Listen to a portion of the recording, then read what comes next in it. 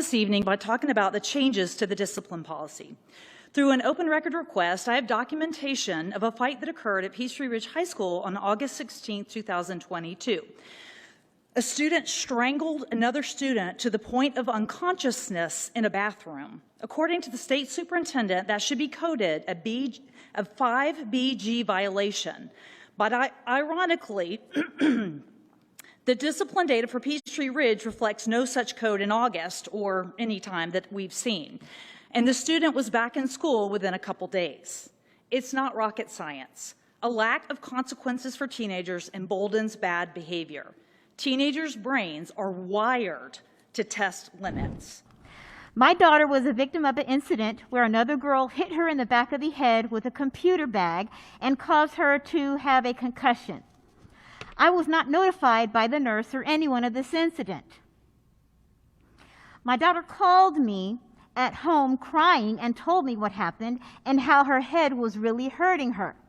I spent hours in the ER, and she had to see a concussion specialist, and she also had to miss school, and upon return had special accommodation.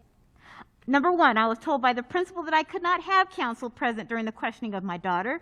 This is not true. I have no idea what disciplinary action was taken against the other student, nor was I given a copy of the incident report. I asked for a redacted report and still was denied.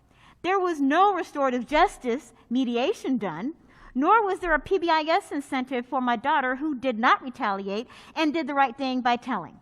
The question of wanting to press charges were not offered, which should have been when bodily injury has occurred. I asked and nothing was done in that regard. Another way for principals to keep their discipline numbers down and look good on paper.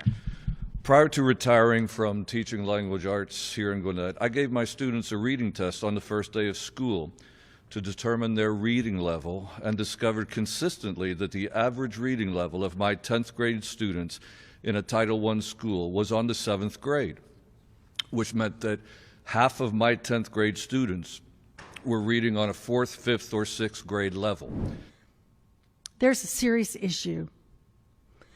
And the point is, it starts at the top, and that's you.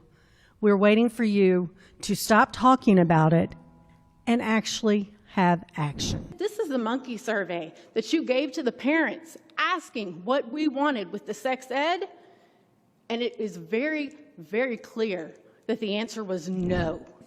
This year alone, 270 teachers have been hired on a waiver.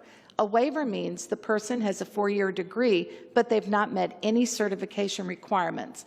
They were maybe a teller at the bank yesterday, and tomorrow they're going to be your child's 8th grade math teacher.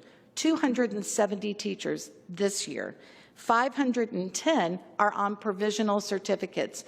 Those are people who have a 4-year degree in something, and they've passed the GACE, and they're now seeking to enroll in some sort of teacher certification program. Just this year, that's 780 teachers. In Gwinnett County Public Schools, there is almost 1,300 teachers who are either that have a provisional certification. The principals alone are trying to teach these people how to be a teacher on the job.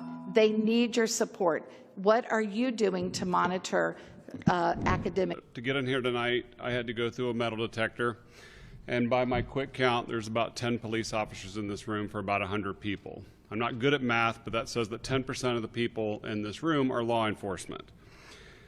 You must feel threatened or vulnerable to have that much presence.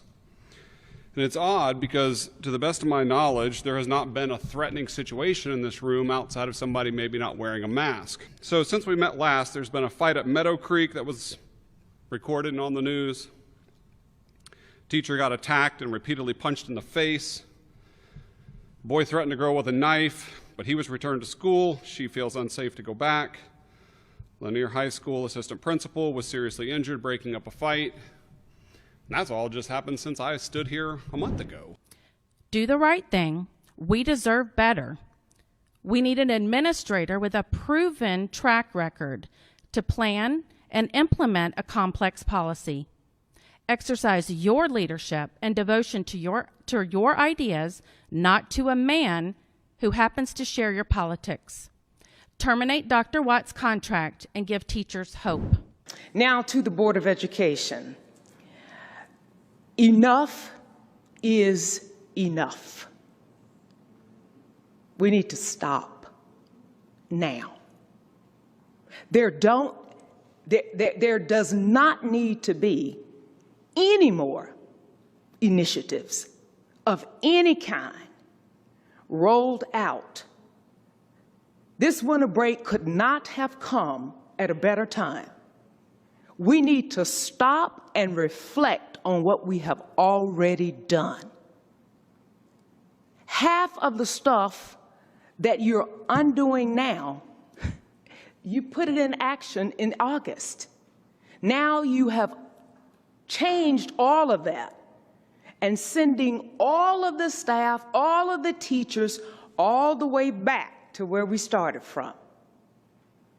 Folks, you're responsible for these kind of decisions. Brain goes into motion before mouth and foot start moving. Think before you do these things. You cannot turn a battleship around on a dime. Yes, your expression tells me that you really don't understand. But there is not one faction in the greater Gwinnett community that's not concerned about Gwinnett County Public Schools. And I want to say this tonight, and it comes from one end of Gwinnett all the way to our governor's office. If you don't stop, the governor and the state of Georgia will stop it all. And they will come in and sweep this entire board and superintendent. You need to stop now. Thank you. There have been some very loud voices calling for Dr. Watts' resignation. I'd like to say these voices do not speak for all of us. They don't represent the majority even. They certainly don't speak for me. Heck, the Gwinnett War Room has only 100 followers. Thank you for tuning in to War Room Gwinnett County. I'm your host, Antonio Jones. Pretty hot response last night at the board meeting. I'm going to bring Steve in, and we're going to go through this. Steve, yeah, man, there was a lot of hot response last night, and dude, you didn't tell me the follower count had fell down to 100. Yeah, like man. I said, we got 100 followers. Wow, but yeah, I mean, a lot of stuff they went through last night is, stuff we've been talking about, stuff we've been hearing about in the groups. And you've gone over a lot of this stuff several times, been doing a bunch of digging as well. One lady talked about the teenagers knowing that they don't have any consequences. Another young lady talked about her not being informed when her daughter had a concussion. This is not the first story that I heard similar in nature. The daughter had a concussion and nobody called them or reached out to them. It was the kid calling them hysterical, saying that they had been assaulted. I think the same thing happened with the kid out in Duluth. The video that came out the other day where the young man posted on, I think you shared the video as well. We shared it here mutually in the War Room. And the child had to call in first, man. What's going on? At this point, man, I don't know. Honestly, I don't want to say for certain, but it's got to be the lawyers. It's got to be the administration trying to jump through hoops and figure out what their next move is.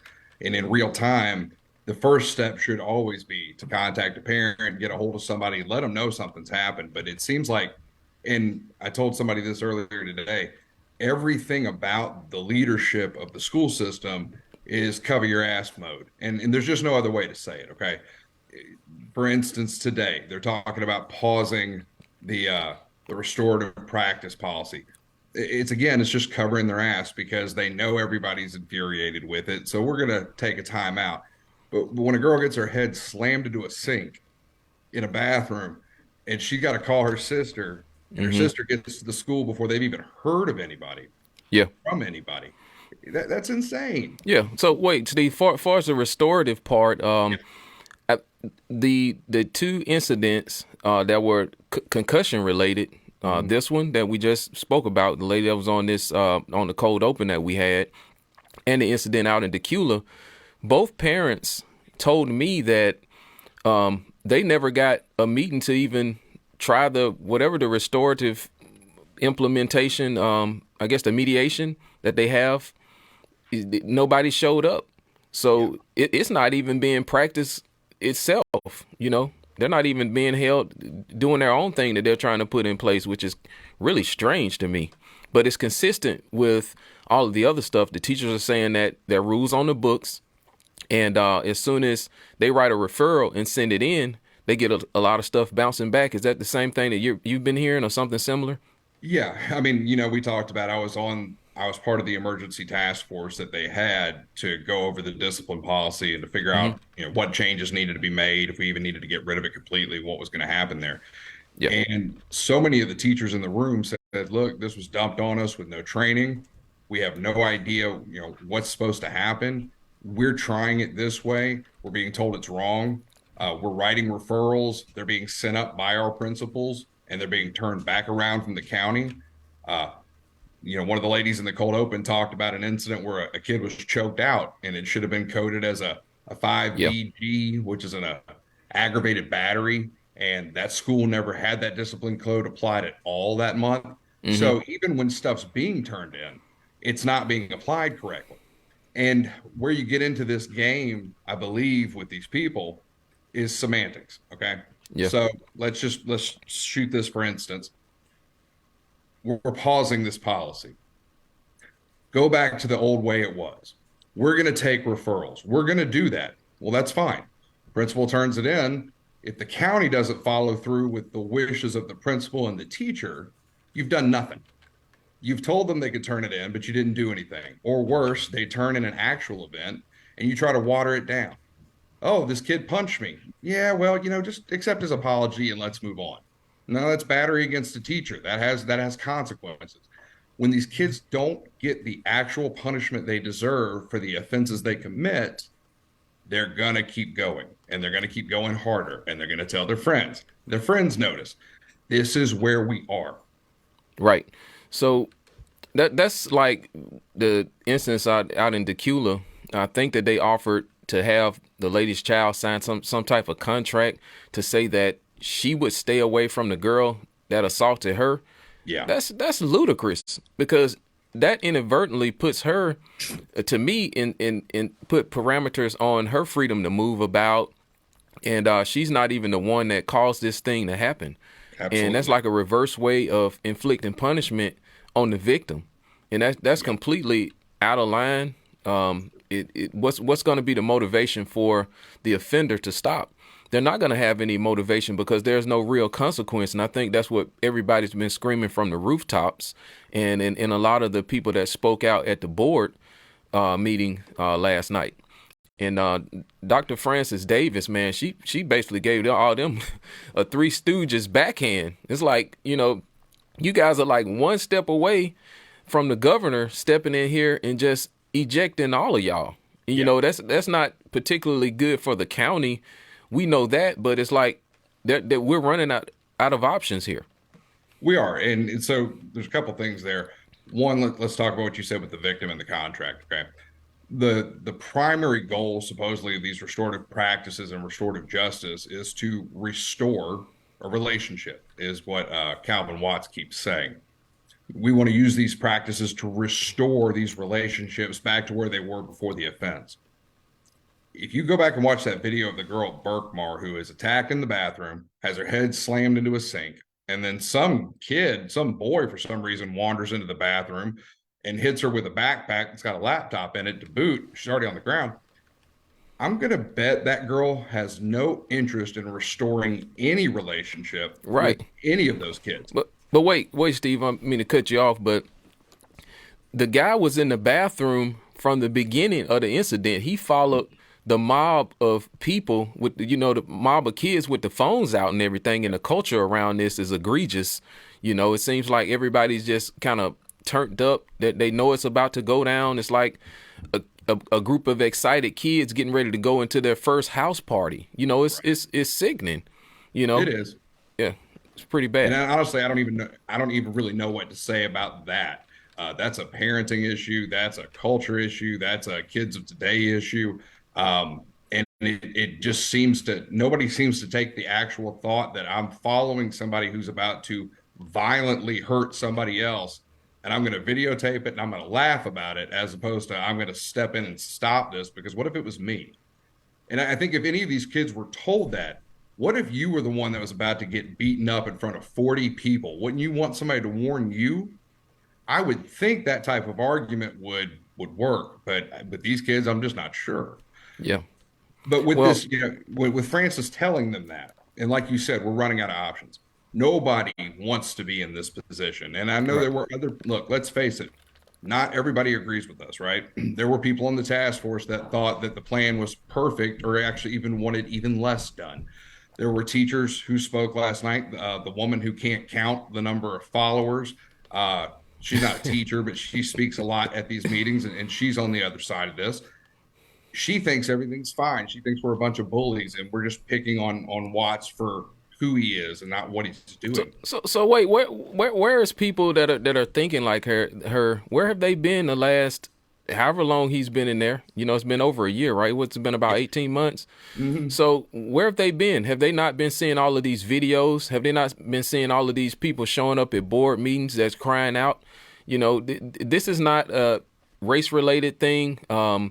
And I don't know what they're looking at, because that's where they've been, though. That, if you'll notice, and you go back and see this, we've talked about it. When we bring these things up, it's either because of the color of the board member, it's the color of the superintendent, it's the color of the kids in the video. It never has to do with the content. And for some reason, there's a cognitive dissonance there where they watch one thing and come up with a completely different idea. You've got moms up there crying. I mean, Tanisha Banks, that's who was talking about the assault, the woman with the white colored hair. She ran for school board. Okay.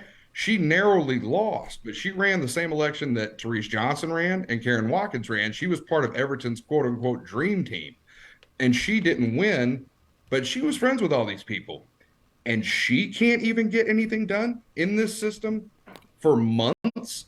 She knows them, and they're still not helping her out. So you've got folks like us who are doing open record requests, putting the word out, trying to dig and get things done.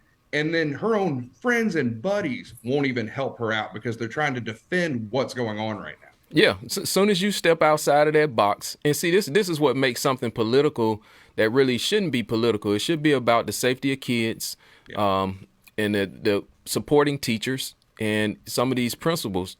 And quite frankly, you have one side, unfortunately, that are placating to the politics and the narrative of things that are going on. And soon as a person, you could be friends, it's like friends that I've had with certain people for years. Soon as you step outside of that box of how they think you should think, the direction they think you should be going in, that's got to do with a certain agenda, forget about the kids and all of that. They're not interested in the safety of the kids at that point. That's not important anymore. So we're gonna vacate you. We're not gonna support you because you're not doing the things that aligns with the agenda that we're trying to get done or not get done. That's what's confusing to me, because you got rules on the books that are not being applied. And there's, to me, they're telling the teachers to back off. The teachers don't feel like they can apply these rules. And in some cases, I will argue that they feel like that they will be punished if they push too hard to apply the rules that are on the books. This is really strange. And it's so weird because there's no consistency anywhere. So I've talked to teachers who have sent in discipline referrals to their administrators, and their administrators give them the pushback. I've talked to teachers who've sent that type of thing in. The principal wholeheartedly supports them. They send it up the ladder, and the county sends it back. Then you have a situation like the kid at Discovery High School who hit the teacher. We got the video out into public so fast, the county had no choice but to take it. But even then, and we talked about this, the assailant is out, his sister is out, but the girl who videotaped it and had full knowledge of it somehow didn't violate any policy. So even when there's blatant media coverage that went national, they still let one of these kids off the hook. That girl's back at school already. So what I just don't understand, and I get it, when you have this utopian ideal that you're just going to treat everybody wonderfully and everybody's going to shake hands and the numbers will go down and it's all going to go away. I get that theory. I understand it. But you've seen 4 full months of this in practice where it doesn't work. The teachers are begging for help. The administrators are begging for help. The parents and even some of the kids are begging for help while other kids are videotaping it. The fact that the 6 people at the top of this food chain can't get over their own egos, can't get over their own politics, their own philosophies, and make an emergency decision to fix it fast tells you a bunch. Last night, if you watched that board meeting, you had a whole board that was shaking hands, glad handing each other, talking about how great they are, how wonderfully united they are and work together. If they're wonderfully united and this is the best we can get, we need a governor to step in and take them all out. Yeah, that's right. We are right now. Yeah, what I saw was a group of people up on the panel, just like you said, hee-hawing and congratulating each other. And it's like, what have you guys accomplished? You got a room full of people that are lividly upset about the job that you're doing or not doing in this case. And you're on stage having a handshake and a hug, and a cappuccino and a talk when things are falling apart in Gwinnett. Even the academics, the teacher said he gave a test, and I think it was some 10th graders that were reading on maybe a 5th grade level. That's terrible. And I wouldn't be surprised if a lot of these education numbers are being fluffed. I mean, if you lie in one place, you're going to lie in another area. There's no way on God's green earth that you have all of these disciplinary problems and you're accelerating academically or at least doing better than par. That don't add up to me, Steve. So let me jump you 2 things there before I forget them. All right. One, this glad-handed board, and the one that was just the worst to me was Karen Watkins last night. I'm not quite sure what's happened to her the last 3 months, but she has turned into just a straight political robot. And she sat there in her final remarks and talked about we need to come together for proactive solutions. There's so much misinformation out there. If you really want to know what's really happening, ask the superintendent and ask the board and we'll tell you. So wait a minute, Steve, the misinformation line, that's code word for these parents sitting in here, don't believe your lying eyes of everything that you're seeing on these fights that's going on every other day, 2, 3, 4, 5 in a day, kids setting trash cans on fire and all this. Don't believe your lying eyes. These people are lying. That's that misinformation. That's a nice way to say, come to us. We've got all the answer. We'll tell you what the real truth is. Really? Yeah. When you're fudging the date, we've heard that you're fudging the data numbers, but you're going to tell the truth. I almost fell out of my chair when she said it. I literally got up and walked out because I tried to have some decorum in that room. But when the person who's been lying to us for a year and a half tries to tell us that they're the only one that can tell us the truth, I don't know what she had before the meeting, but I want some. Now, the second piece, and you talked about the grades. So I don't know if you saw, I posted something earlier today. A lot of parents were upset when the email came out that we wouldn't have final grades until January 10th. The reason being is with the new finals being administered by a new company, they won't have the results in enough to figure out what the grade curve is until after today, which means it'll have to happen over the holiday. And I said, well, what's the grade curve? I've gotten flooded with teacher emails today, and I'm going to put them all together and put it out. So that's why I said, give me a minute on this and we'll hit it on another session, or you can put them out. But the way they're fudging these grades, man, curved tests that go from a 43 to a 70. And so yesterday in the work session, they were talking about their KPIs. So wait a minute, we don't want to bury that right there. So no, we're gonna bury the grade curve can go up 30 points. So from a 40 something to a 70, rounded up. I have a document, Algebra 1 from last fall.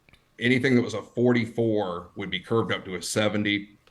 Geometry 2, I believe it was, could go from a 37 to a 70. And I've got all these documents. I'll put them out. That was a table that they set up for the curve.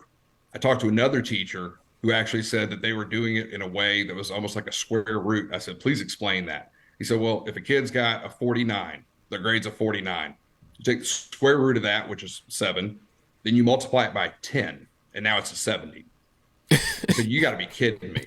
I said, that's a 21-point jump. He said the best grade you could do that with is a 25 because it goes down to a 5, multiplied by 10, 50. They'd get a 25-point swing. But don't forget, Gwinnett eliminated D's. So a C goes all the way down to a 70. So if you curve that 44 up to a 70, now that kid's gone from being a miserable failure on that test to getting a C. And don't forget, Stacy wanted to make Hope scholarships even applicable for C students. So this goes all the way around, right? There's a big thing here. When I put this out, it's going to drive people nuts. And the number one thing the teacher said, these DAs, the district assessments, they're teaching the AKS all semester, and the DAs have nothing to do with it. So the kids are failing it. It's not even their fault. So they're having to curve. And I get that to a degree. But when kids are getting 40s, something's up. And we can't be out there applauding our academic progress when we're curving their grades 30 points. We don't even know what's going on. Well, it's a low bar. And I believe everything's relative, Steve. It's a low bar on discipline. And that low bar is by default going to make the academics a low bar too as well. Because again, just like in the military, you can't accomplish anything without having the discipline in place, because it becomes a huge distraction to other people other than the person that you're trying to teach. So this curving and all of this stuff, we're basically telling these kids that you're not that smart. We're not gonna push you. This is all you can do, and we're gonna let you get by, do the minimum. We're doing the same thing on the disciplinary level, and we're setting these kids up. These Gwinnett Stop and all these other organizations that we could say a whole lot about. They're talking about prisoner pipeline. Where you think these kids gonna end up? They're not gonna leave school with nothing that can render something that's of real material value. Then how they gonna turn around and teach their kids? You can't teach a kid anybody that doesn't have discipline. We train pets and stuff. I mean, you got a dog at the house, Steve, and you can't teach him how to go fetch a ball or do anything else if he can't do the basics. You know what I'm saying? And humans, God made us 1,000 times smarter than any pet, on the planet. So it's like we are setting the bar. We're setting our kids up for failure of their future, and it's not right to them. And like we've said before,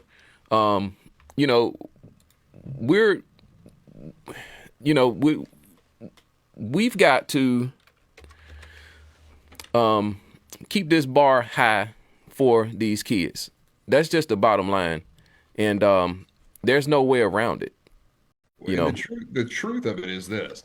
If we showed the actual, and I know there's no way they'd hand these over. I'd love to open record request what the actual district assessment grades are pre-curve versus what they end up with as they show us after the curve. For this reason, we really need to see who's really failing, who's really in trouble. And I'm not putting this on the teachers, by the way. If you're at a school that's got a bunch of Title I, lower income, kids that are behind, that's not on a teacher for the reason that kid's failing at the moment. But if we don't have an accurate snapshot of where these kids really are, and that's what they keep saying about restorative justice, we have to meet these kids where they are. Well, then we need to find out where they are academically. And if that's a 12, then by God, we need to figure out how to fix that 12. But by telling that kid, here's your 70, move on to 7th grade, that's why you have a teacher who's teaching 10th grade that has kids that read at a 5th, 6th grade level. And all this goes back to funding, okay? Let's be honest. If the academics aren't turned in at a certain level, if the discipline numbers continue to increase, eventually they get federal funding cut from their CCRPI scores. They have all these other issues. And so all this always comes back to money. It's always money. When Calvin yesterday at the end of the board meeting, which by the way was awful, nothing in the work session, nothing in the regular meeting after all these parents talked about discipline, but suddenly at the end, oh, by the way, we're pausing the restorative justice thing for the rest of the year. We're going to pilot it at South Gwinnett and Shiloh. South Gwinnett is the school that has all these fights, that has the arson, that has the kids skipping.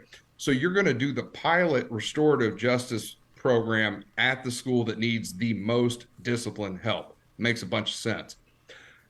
But That's a money thing. He's bringing in Kings of Oakland. He's bringing in equal opportunity schools, both of which got paid right under $1 million. And that's a key number because anything at $1 million or above requires board sign-off approval.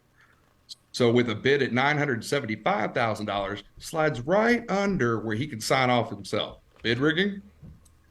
But they're going to come in and work on this school that's got all these issues. Meanwhile, everybody else is supposed to so Steve, he because he's assigned this to these two schools, he has two other organizations that can come in that the state has to pay to basically, oh, we need help now because we can't get. Man, there's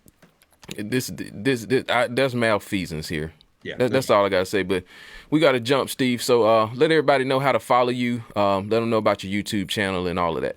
So you can find me on Twitter, YouTube, or you can look me up on Facebook as Black Hat Dad 2021. If you're a teacher, especially, you got anything you need to do, email me, blackhatdad2021@gmail. We'll keep you anonymous. Send it in, and we're going to keep digging. I do want to say I hope all the teachers, the staff, the bus drivers, custodians, y'all have a wonderful winter break. It starts today. Rest, relax, unplug. Y'all need it. We need it because we've been working on this stuff as hard as y'all have the last 2 months, just trying to help you. But we appreciate you. We support you. Enjoy your break. We'll see you in January. That's right. And keep your eyes on the War Room. Make sure you like, share, and subscribe. We'll be dropping some stuff because we really don't get any days off. But make sure you stay in the fight with us, and we appreciate you all. Yep, because we need more subscribers. Apparently, we're at 100. Yeah, that's right. All right, Steve, I'll talk to you, man. Sounds good. All right, brother. War Room, Gwinnett County, the people's voice, keeping you informed. War Room, Gwinnett County, the people's voice.